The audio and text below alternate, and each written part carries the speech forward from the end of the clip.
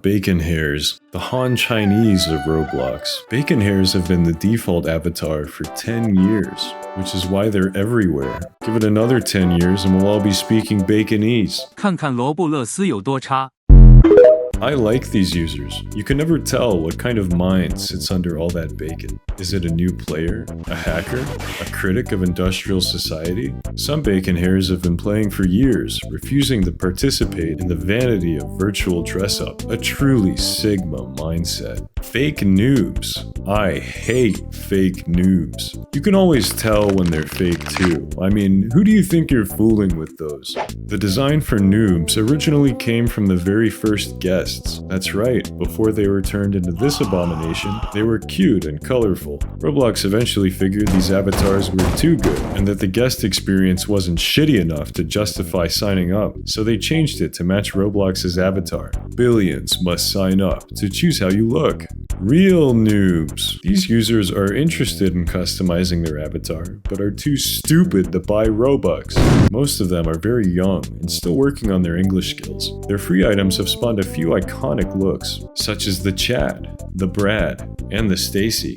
Admins, my favorite. With all of the horrible things that go on this platform, if I were an admin, I wouldn't be able to sleep at night. The nice thing about being an admin though, especially in moderation, is that you get a paycheck for doing nothing. No one is doing anything.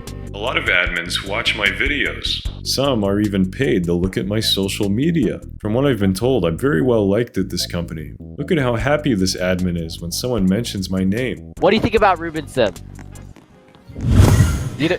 Developers. These users are like the children that run around sweatshops. Most developers believe that they keep 70% of the revenue spent on their games thanks to a misleading marketplace fee. In reality, when you factor in the exchange rates for Robux, they only take home around 25%. The rest goes to Roblox in exchange for the handholding they provide through managing servers, accounts, and apparently moderation, although the only time I've seen admins moderate in-game is when someone says Ruben Sim. Roblox boasts that their top 1,000 developers earn $55K a year, except right above that they say there's 5.6 million of them. To put that into perspective, the top 0.2 developers are earning a middle-class salary. As Roblox's executives put it, it's not exploiting child labor, it's a gift to children living in slums, where $5 is generational wealth. Furries!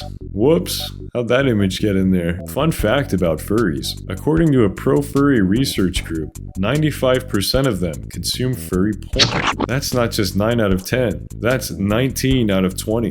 If you ever see a furry in real life, know that there's only a 5% chance that within that foul-smelling costume there isn't a creepy weirdo. In spite of this, Roblox has allowed these users to proliferate on the website, even paying them millions of dollars to upload their fetish to a kid's game. Here's another furry fact. The average furry, I repeat, the average furry consumes furry porn 41 times a month. There's not even 41 days in a month. If you have a friend that's a furry, they're probably jacking off right now. I like to think of the furry community as a big iceberg. At the very top, you have the 5% that are normal. Then you have the rest of them who furiously deny that their habits amount to zoophilia. This is because, in their mind, if an animal has human-like features and human intelligence, there's nothing wrong with wanting to fuck it. As you travel further down this layer, the depictions of animals become more realistic until you enter the Vouch zone. Normies! These are the slenders, the rogue gangsters, the online daters. These users are too cool to play Roblox games without sucking at them, so they usually hang out in social experiences. Their profiles serve as surrogates, representing an idealized version of themselves. This form of mental illness is known as self-insert syndrome, with the only known cure being frequent beatings from a healthcare professional.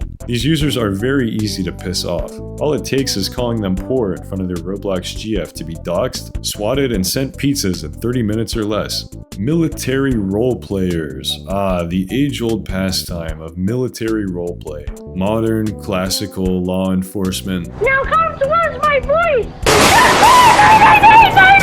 Many of these users are active military in real life who spill blood and skull fragments to protect your freedom. We humbly thank them for their service. ERPers! The Roblox erotic roleplay community is like a cancer, slowly growing and metastasizing as it kills its host. When I imagine what these users look like in real life, it's not pretty. I, for one, can't wait for Roblox to sue these players and give the public their names and addresses, so we can avoid them, of course. Imagine the horror of finding out you live next door to Cum Dumpster 69.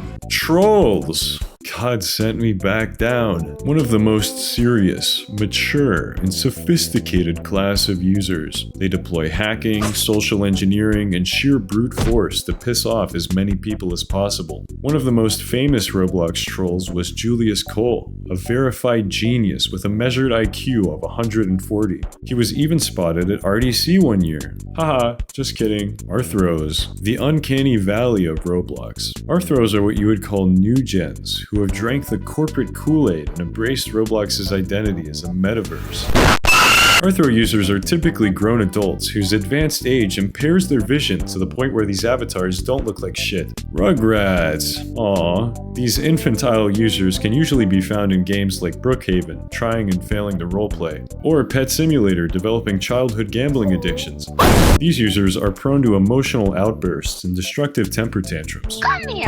So be careful, and don't fuck up the kitchen at work at a pizza place. Some of them have a major advantage over other players, that being infinite access to mommy's credit card. Traders! Way back in the day, the Roblox website had a forum called Let's Make a Deal that allowed players to show off how much money they've wasted on virtual hats. These are widely regarded to be the dumbest users on the website, who actually believe that paying for a shittier version of an NFT is a solid investment. The introduction of public UGC has infuriated these users now that anyone can own a copy of their $2,000 JPEG. Old bags. This is another forum term for a user who stuck around long enough to see their childhood be molested to death. These players are typically cynical, and you would be too if only you knew just how bad things really are. I am one of the oldest old bags out there, having joined in 2008. Now that was a year. Y2K Roblox was simple, pure, unadulterated fun. Condo games were actually about condos, and furries were banned. That's not a joke. This post from a moderator reads, "No talking about anything R-rated, including furries." Anyways, here's the final ranking. Don't forget to like the video and leave a comment on any category you think I missed. I'm Ruben Sim. Thanks for watching.